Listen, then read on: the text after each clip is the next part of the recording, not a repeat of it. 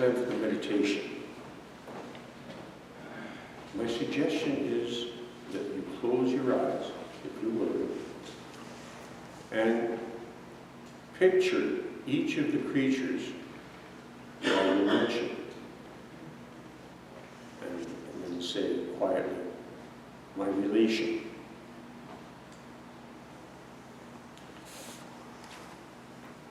Antelope, apple tree, ant, buffalo, bear, bass, catfish, cactus, dog,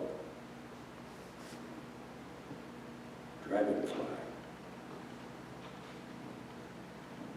elm tree, eagle, fish, fox, fisherman, giraffe,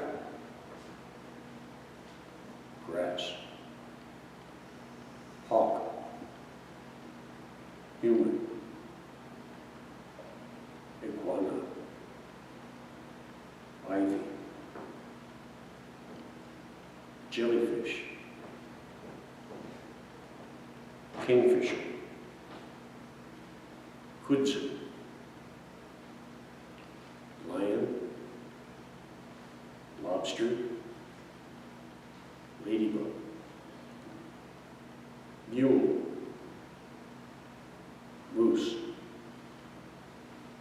narwhal,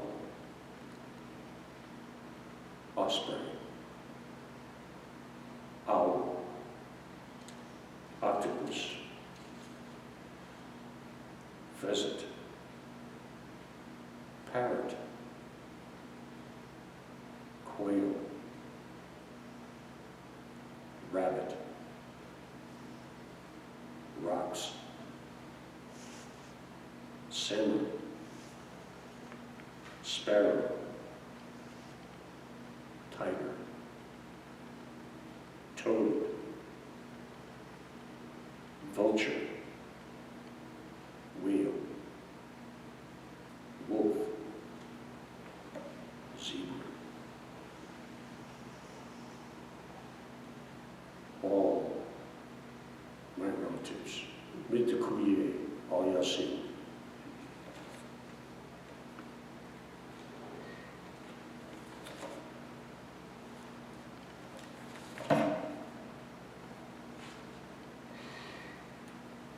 Talking about the indigenous people of America, there's so many ways to approach it. Anthropologists agree that they have been here for more than 12,000 years. And that's like a long time before the pyramids and stuff. The native population at the time of the first contact was about 8 to 10 million. After disease, warfare, and removal from their land, the number had plummeted to just over 200,000 people by the early 1900s. Native population now about 6.5 million, or something over 9 million if you include Alaskan natives. As a percentage of their population, Native Americans served in the U.S. Armed Forces 5 times the rate of any other group. Despite that fact, you could also mention that they were only made citizens in 1925.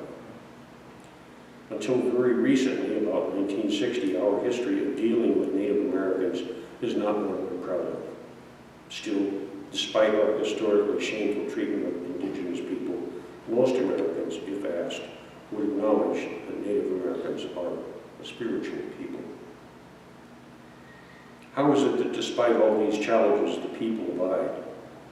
Their zest for life, their intensity is certainly part of the answer. But at the heart is their spirituality, the native religion that guides their way. It's important to note that not everyone identified as natives is suffused with the glow of spirituality. Many native people displaced from their tribes live in small enclaves in cities across the country. Most of them still have some inkling of native medicine, but live apart for reasons of jobs, cultural assimilation, addiction, or other reasons. When I speak of spirituality, I'm most familiar with traditions, those native people for whom being Indian is their chief identification with the world. Where do native religions fit in the scheme of religious beliefs? Are native religions pagan? Pantheist? Actually, most indigenous tribes believe in one all-powerful God, although they recognize and honor the spirits present in all living things. They also honor the spirits in things most of us consider non-living, such as clouds, rivers, and rocks. It's easy to see how such things can be considered as living beings if we shift our perspective a bit. It wasn't all that long ago when we first learned that our bodies are composed of living tissue, bones, muscles, neurons, platelets, and the like.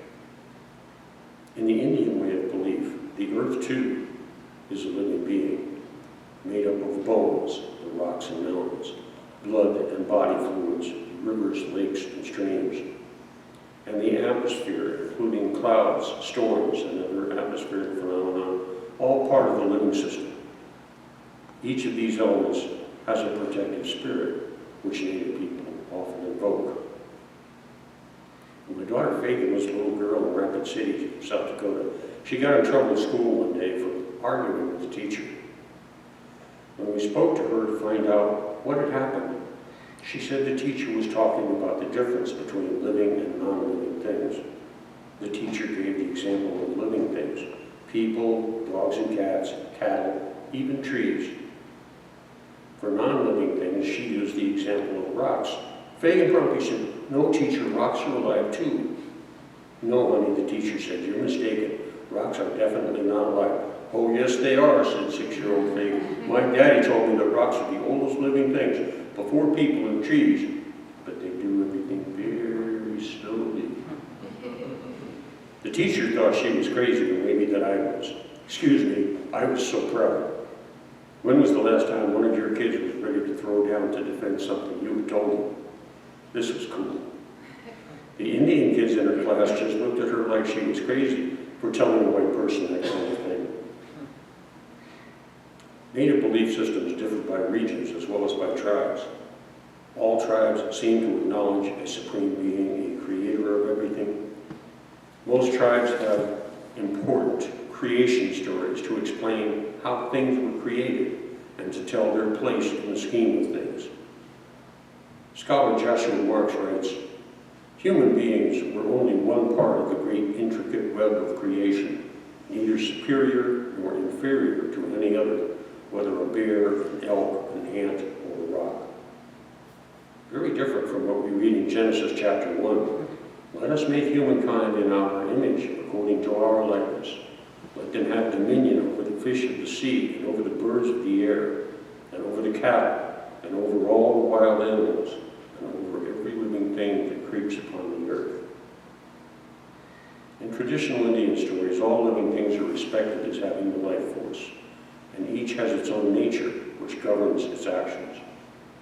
When an animal was to be killed for food, they would pray first to the animal's spirit, asking them to give up some of their number so that the people might eat. The Indian people's use of every part of the animal was more than being just frugal. It was a matter of respect. If hunters failed to show proper respect for an animal's spirit, the spirit would turn against them and the people would go hungry. When people speak about Indian culture and religion as if they were different, separate things, it's a non sequitur. They're the same. The culture is built on the religion and vice versa. Let me give some examples of primary beliefs. The great hoop, or medicine wheel, or spirit path. All of nature is made up in circles, not straight lines and corners. Indian dwellings and villages were all shaped in a circle to be in harmony with the spirit. Clearly, Indian people were troubled by white people's penchant for straight lines. It was clearly out of harmony with the world. The four cardinal directions each had a powerful medicine, color, and trait. The east, where the sun rises, symbolized by the eagle, and has the power of illuminating the mind. South, the place of warm breezes and gentle rain, speaks of innocence and trust, and is represented by the elk. The color is green. The west is called the looks within place, or the place of introspection. The color is black, and the animal is the bear. In the north, the symbol color is white, and it stands for wisdom. The totem animal is the buffalo. From these basic elements, you begin to see how rich the symbolism their culture is. The use of color or animal symbolism played a big part in their art, design, and history telling. An adult never tells another person what to do. That would be the height of disrespect. If you believe that a person is doing something wrong, one might ask questions about the action to try to help the other person understand the misstep. This is the main reason in so many stories, each meant to convey a message about how to live. Since families live together, often several generations in the same village or even the same lodge, there were strong cultural customs to prevent arguments and interference. For example, among the Lakota, a man and his mother-in-law never spoke directly to each other. For example, a person might say, "Tell the mother of my wife that I will bring her 3 skins tomorrow." The social distancing prevented a lot of quarrels. Some suggests a custom we might adopt. Personal pride, either for accomplishments or fortune, was held in low esteem by the people. A person could become more respected for their service to the band, for generosity to the old ones in the village, for being a good tracker or hunter because it provided for all the village, or for bravery in battle. One highly renowned warrior society was called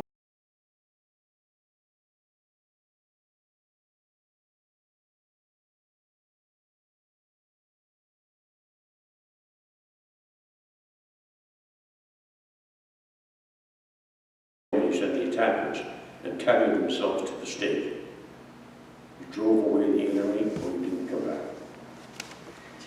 Remember Indian giving?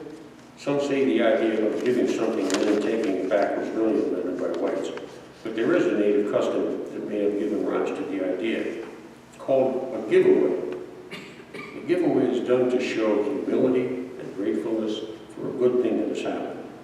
When you have a baby, you give presents to all your friends. Used to be everybody in the village, but that doesn't work so well anymore. If you get a new job, you have a giveaway. Get engaged, another giveaway. You begin to get the idea. The gifts are not large, not always new. So often, something that a person once received from someone else in a giveaway will eventually be passed along to the third, fourth, or fifth person. Also governed the idea of giving many horses to the father of the woman you wanted to marry. It wasn't buying the bride. It was a demonstration of a man's humility and gratefulness for being thought worthy to marry the young woman. Native people, especially holy men and women, have a connection to the spirit that white people tend to think of as magic. They speak of medicine, which is another word for spiritual power. So if a person is said to have strong medicine, it means a person of great spiritual power. One of the most potent medicine symbols is the eagle feather. You may have heard it's now illegal for anyone other than an Indian person to possess an eagle feather. Well, that's true. Part of the American Indian Freedom and Religious Freedom Act of 1978. They say that holy people draw eagles to them. It sounds a little far-fetched, but let me say this. When I worked at Job Corps in the Black Hills, which is the heart of the sacred lands to the Lakota and Northern Cheyenne, we once had a holy man come to the center to work with Native students.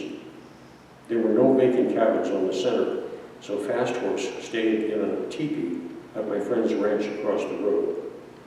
Now, eagles were not often seen up in the hills, but when Fast Horse moved in, we began to see eagles circling the valley very often. One day, there was an eagle sitting on the tall fence post of the ranch. I have no explanations, simply what I saw. One summer evening at Job Corps, I was in my office when a bunch of students rushed in and said, "There's a deer that's dead or dying. You have to come and help." I hardly knew what to expect as we walked past the ball field and down by the creek.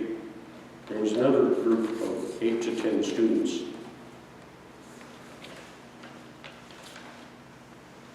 gathered around a doe lying in the long grass. First, I told everyone to be completely quiet and back away from the deer, like 20 steps. I went and knelt by the side of the animal, looking her over thoroughly, and began to run my hands over her body, looking for wounds or broken bones. Nothing. So I sat quietly by the doe, stroking her and talking quietly. Finally, after finding no injury, I put my hands under her chest and her hocks and said, "Okay, baby, stand up." The doe stood up, looked around, slowly walked away. For a while, I was something between the deer whisperer and a wielder of great personal power. The intensity of Indian beliefs and the degree to which it governs their lives is surprising and impressive. Here's where I see the connect point. You believe in God? For a Unitarian, that's a personal question that each of us approaches in our own way. Most of us would say yes. Well, here's the news. We don't come to church on Sunday to worship our church. We don't donate time and energy as a way to worship the church. It's our way of following the good path. The time and energy we donate, that's worship too. Not always, but it can be. We just offer the work or the money or the time to God.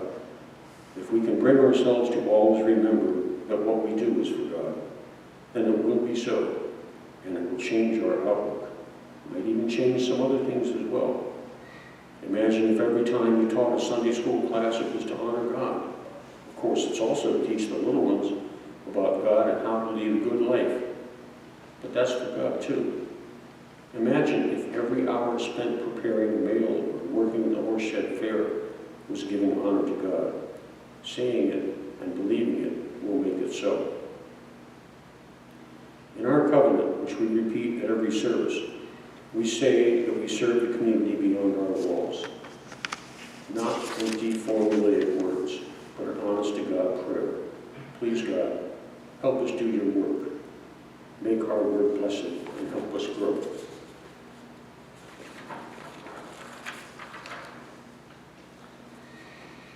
In the Unitarian Universalist Church, how we see God and how we speak to Him is personal. For me, God is closest when I see Him as Wakantanka, the sacred mystery. No old man with a white beard, no gender or personification at all. I see this nature in every sunrise, every flower, tree, rock, animal, and person. As my friends, the Abenaki say, Gachiniwa, lead me on the good path, make me strong to make a good way for my people. As my Lakota teachers taught me, I say, Mitakuye Wayasin, for all my relatives, for we are all